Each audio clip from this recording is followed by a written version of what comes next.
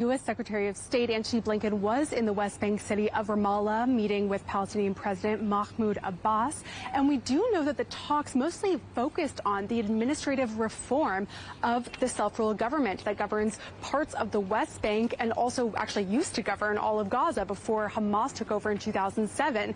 This is part of the Biden administration's larger efforts to rally regional support around its plans for post-war Gaza, which, according to Blinken, would include a sort of revitalized Palestinian Authority, and as well as concrete steps toward a Palestinian state. Blinken said today in Ramallah that he has actually secured commitments from various countries in the region, basically allowing the countries to support the reconstruction as well as the governing even of the Gaza Strip after Israel's war with Hamas, which of course is very important to the Biden administration.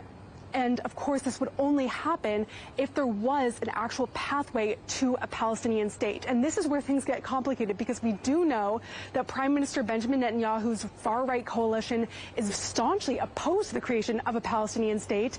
And we also know that if this does just involve a sort of revitalized Palestinian Authority, it's not necessarily going to get a lot of support from the Palestinian public, which largely view the PA run by Abbas as autocratic and corrupt. Abbas is 14 years past his 4-year term.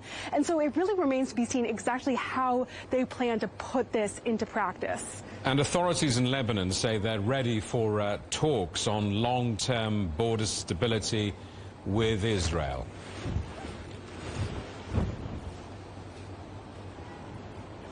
That's correct. We did hear from the caretaker Prime Minister Najib Mikati that this is a very important issue that they want to solve, this issue of the border dispute that dates back now 23 years. And it is something that is at the heart of the tensions that are now surging between Hezbollah, the Iran-backed militant group in southern Lebanon, and Israel. We've seen those tensions actually lead to the most intense cross-border fire exchanges since the beginning of the 2006 Hezbollah war. We've seen this happen over the past few days, and both sides have repeatedly said they do not want a major escalation.